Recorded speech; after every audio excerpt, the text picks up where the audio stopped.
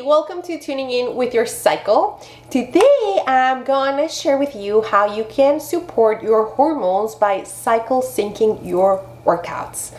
Okay, so first of all, we're gonna talk about the follicular and ovulation phase. During these phases, your estrogen is higher, and that higher estrogen, which is normal, which is natural, gives you more energy, more stamina, and it actually makes you really social. This is going to be relevant in a minute.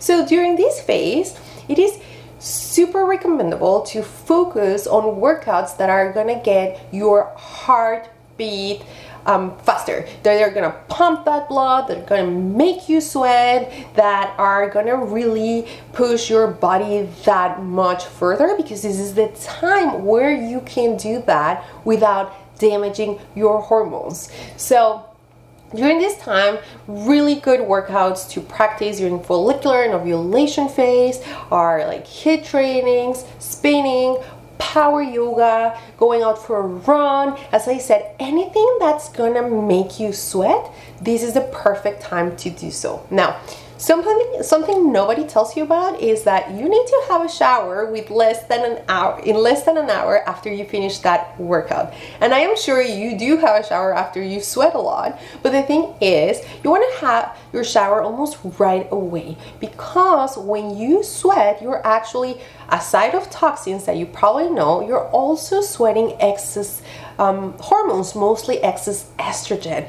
So if you let that sweat kind of dry and get reabsorbed by your skin, which is your largest organ, then you're gonna be reabsorbing everything you just sweat out. So it's really important to shower right after your cardio training, especially if you're dealing with excess estrogen. You know, you're dealing with excess estrogen when you have extreme PMS, extreme mood swings, bloating, breast tenderness, migraines, and headaches. That's when you know you have excess estrogen, and that's when you want to shower right away.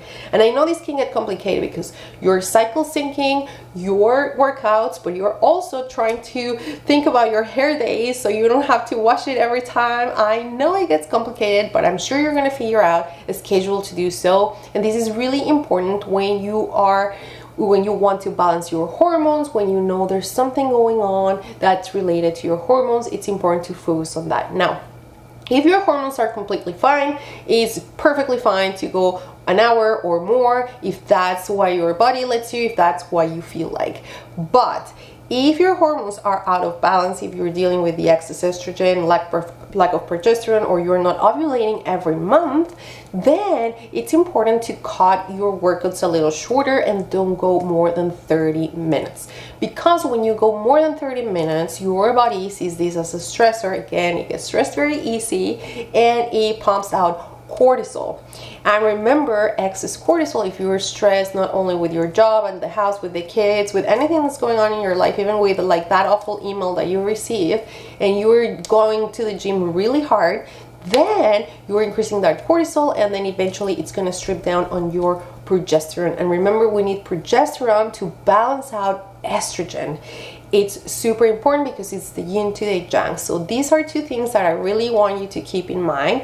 Showering right after any workout that's make you sweat, especially when dealing with a hormonal imbalance and in general, and don't going more than 30 minutes if dealing with these things, okay?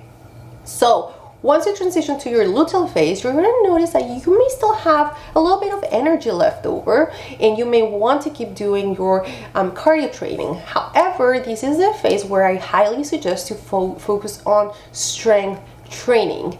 So here it's important to do those strength training. If you're not into going weights and going to the gym to do that, then I highly suggest to do more like a power yoga. I mean, not power yoga, no, like more like vinyasa yoga, like Pilates. These things are gonna help you tone your muscles. This is the time to do so. Now, I got distracted because I told you something about being social during your follicular and ovulation phase.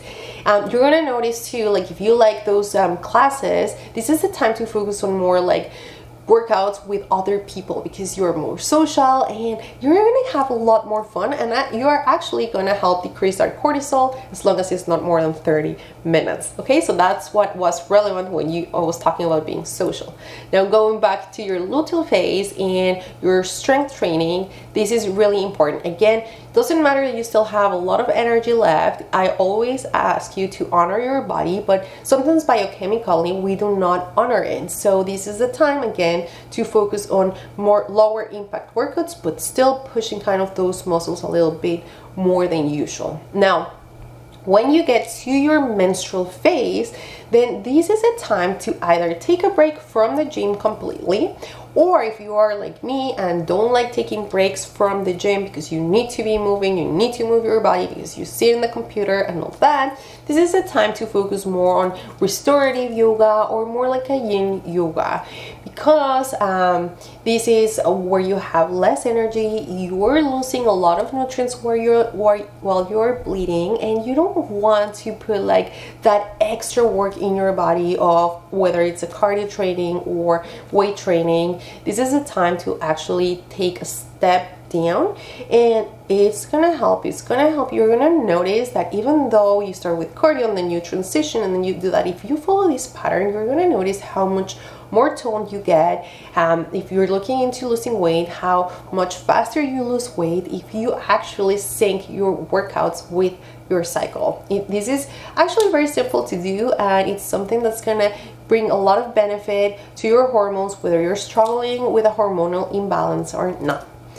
Now, if you are struggling with that and you've tried everything I've talked about, you know you can always book a 30-minute cycle assessment with me. It's completely free. We can assess your hormones, assess your cycle, and see what your next steps can be. And if you are actually a candidate for Flow in Sync, which is my hybrid one-on-one coaching program where I teach you everything more in depth, and I teach you how to nourish your hormones depending on each phase of your cycle, but completely personalized. Okay, so I hope this was helpful, and I hope that you tell me if you have been practicing these or if you are planning to do so. Take care.